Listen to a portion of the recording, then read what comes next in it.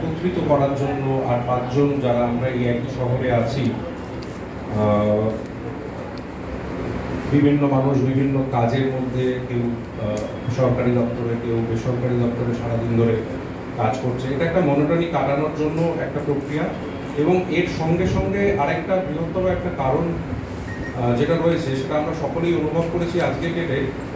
ভারতবর্ষ এবং globally corporatisation হচ্ছে ফুটবলে।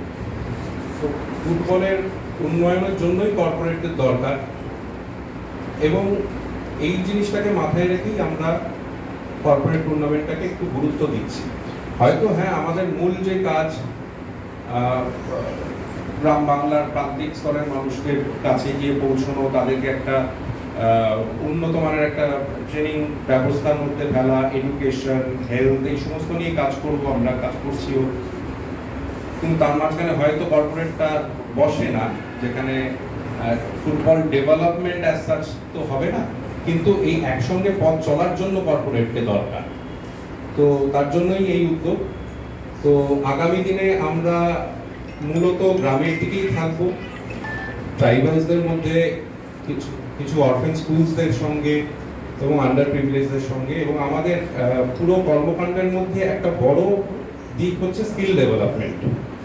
তার কারণ আমরা অনেকেই দেখেছি যারা মাঠে ময়দানে বহুদিন ধরে কাজ করছি, খেলা দেখছি, বহু সংখ্যক প্লেয়ার যারা হয়তো ঠিক ওই স্তরে পৌঁছতে পারে না যেখান থেকে তারা তাদের জীবিকা নির্ধারণ হবে। বহু প্লেয়ার হারিয়ে যায়, এবং এই খেলোয়াড় হওয়ার স্বপ্নে তারা হয়তো কখনো পড়াশোনাটাকেও ছেড়ে দেয় 15, 16, 17 বছর বয়সে। তো সেই সমস্ত মানুষদের পাশে দাঁড়ানোর জন্য আমরা এই উদ্যোগটা নিয়েছি, যে ফুটবলের জন্য বা খেলার জন্য যদি কারো পড়াশুনো আটকে গিয়ে থাকে, তাহলে সেখানে তাদের আমরা একটা স্কিল ডেভেলপমেন্টের ব্যবস্থা করে আমরা একটা কর্মসংস্থানের প্রয়াস আমরা চালিয়ে যাব। তো যাই হোক, আমি আর কথা বাড়াবো না। এখানে অনেকগুলো ট্রফি 24টি দলের মধ্যে করছি।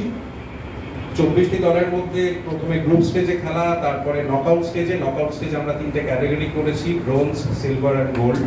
তো এখানে সমস্ত ট্রফি রয়েছে, যেখানে bronze champion, silver champion and gold champion তাদের individual runners and golden ball, golden glove, golden boot, এই সমস্ত কি আলাদা আলাদা ক্যাটাগরির জন্য। এবং অনেকগুলো আমরা রাখতে পারিনি, আরো টোটাল 72টা ট্রফি রয়েছে, মানে যেগুলো সব ম্যাচগুলোর man of the match award. Total 81টা খেলা হবে, এবং এর সঙ্গে ফাইনালে, যেদিন ফাইনাল অনুষ্ঠিত হবে 25 তারিখে, সেই দিন আমরা 12 জন প্রাক্তন ভারতীয় ফুটবলারদের নিয়ে, তার মধ্যে অর্ণব একজন আছেন, তো এদের সকলকে নিয়ে আমরা একটা প্রীতি ম্যাচ করব।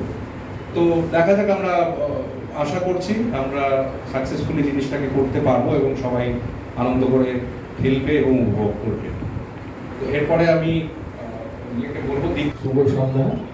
আমি ইতিমধ্যে প্রেসের সামনে এটা ব্রিফলি বলেছি, এবং এই ফুটবল জাংশন ফাউন্ডেশনের সাথে আমি সদ্য জুড়েছি এই কারণে যে আমি একজন ফুটবল বোদ্ধাও নই, ফুটবল মানে কি বলবো এক্সপার্ট নই আমি।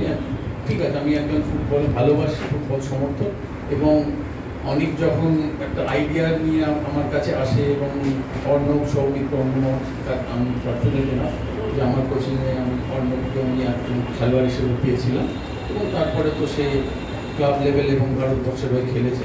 ওরা যখন আসে বলে তুমি আমাদের সাথে থাকো, তো আমি বললাম ঠিক আছে, দেখা যায়। তো এইসবের কর্মকাণ্ডের সাথে আমি একদম নতুন, কিন্তু আমার কোথাও না কোথাও মনে হয়েছে যখন এই কর্পোরেট টুর্নামেন্টটা শুরু করতে চলেছে, একটা আইডিয়া খারাপ নয় যে একঘেয়ে জীবন তাদের মাঝে যদি একটুখানি একটা এনজয়মেন্টের ব্যবস্থা করা হয়। এবং যেটা অনেকে একটু আগে বললো যে আমরা সকলে জানি ভারতবর্ষ কেন সারা বিশ্বেই কর্পোরেট সংস্থার কতটা অবদান বা তাদের ইনভলভমেন্ট ফুটবল ডেভেলপমেন্টের জন্য, তো আমরা দেখতে পাচ্ছি সেটা। এবং একটা সুদূর মানে অনেক লং টার্মের একটা ব্যাপার থাকে, তো এদের জড়ানো হলো কিছুটার ক্ষেত্রেও আমাদের নিশ্চয়ই একটা স্বার্থ আছে।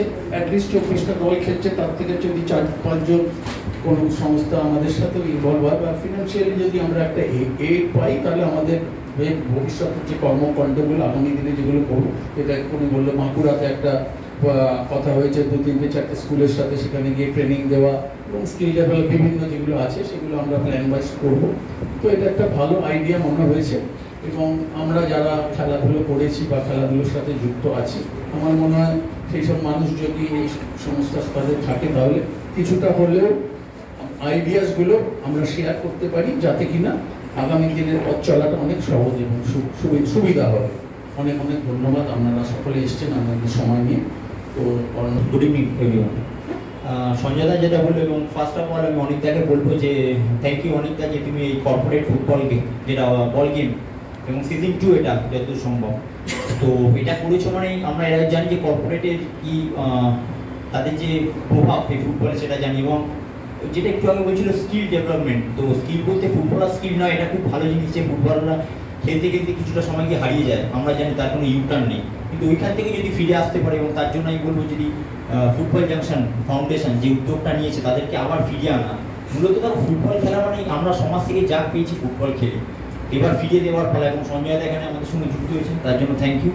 এবং মূলত আমাদের টার্গেট যেটা বলেছিল গ্রাম বাংলা থেকে যদি কিছু প্লেয়ার আনা যায়, তাদের তাও ট্যালেন্টের তো অভাব নেই, কিন্তু তাদেরকে এখন মূল হচ্ছে স্কাউট করা, নার্চার করা, যেটাই প্রবলেম। এখন কলকাতা লিগে অনেক প্লেয়ার খেলছে, কিন্তু যদি আমি কোয়েশ্চেন করি যে এই আইএসএল টিমে মনমান ইসমান মোহামেডান কটা প্লেয়ার তাদেরকে রিক্রুট করছে এবং আইএসএল খেলছে, তোমরা তো আঙুল গুনতে বসে যাবে। এবং আমি যদি জিজ্ঞেস করি তোমাদেরকে তাদের ইউথ থেকে কটা প্লেয়ার আইএসএল লাস্ট 10 বছরে ফার্স্ট টিমে খেলেছে, তোমরা ইজিলি বলে দেবে, কারণ তোমরা জানো তো একটা কি দুটো, খুব একটা প্লেয়ার চান্স পায় না, তাদেরকে সুযোগ দেয় না, যদি তাদের সাহস করে সুযোগ দিচ্ছে। এইটাই আমি বলতে চাই যে ট্যালেন্ট আছে, আগে যেগুলো স্কাউট করা হতো সেখানে কিছুটা কমেছে, এবং সেই জায়গাটাই আমরা জোর দেবো যে যাদের ফুটবলার উঠে আসে, যাদের মেনলি যারা গ্রাম বাংলায় আছে, তারা এইখানে এসে যে ফুটবল খেলবে তাদের সেই অভিনব প্র্যাকটিস বলে সেগুলো অনেক পিছিয়ে পড়েছে, তাদের কাছে যদি আমরা কোনোভাবে সেই প্র্যাকটিস মূলত সেই সাপোর্টটা দিতে পারি, সেটাই হবে সব থেকে বড় পাওনা।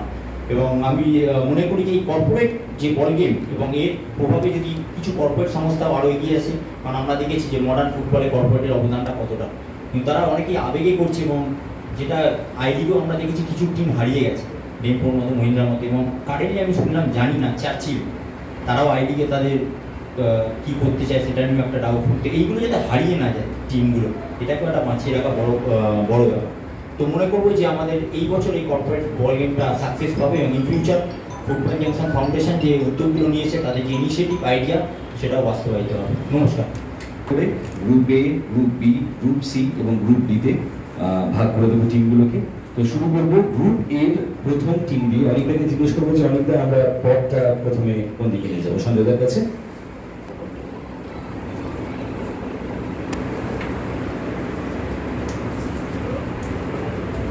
গ্রুপ এর প্রথম team star TV.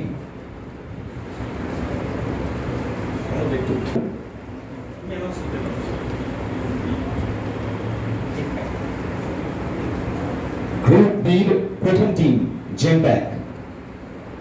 Group C Yes Bank. Group C প্রথম টিম ইয়েস ব্যাংক। এবার গ্রুপ ডি এর প্রথম টিমটা সঞ্জয় দেখাবেন। Income tax. গ্রুপ ডি প্রথম team income tax. TV group এর দ্বিতীয় team Colors TV.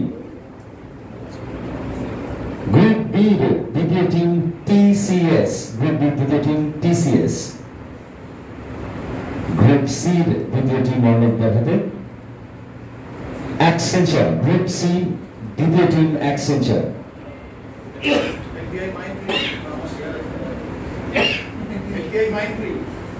Group D এর দ্বিতীয় team LTI mind tree.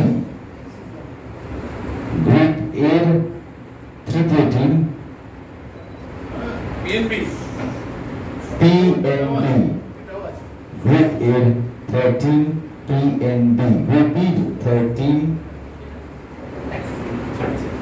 Axis Bank এ। গ্রুপ বি তৃতীয় টিম একটা সেকেন্ড একটুখানি হোল্ড করেছে।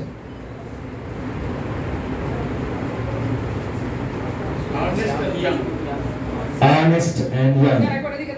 Group C 3 number team Ernest and Young. C এর 4 নম্বর হয়নি। হ্যাঁ, ডি এর 4 নম্বর উপরে আমরা আসিনি, আমরা বি এর 4 নম্বরে ছিলাম। বি এর 4 নম্বর সিমেন্স। হ্যাঁ, গ্রুপ সি এর তো অর্ণব এক্ষুনি বার করলেন। Wingfield Flex.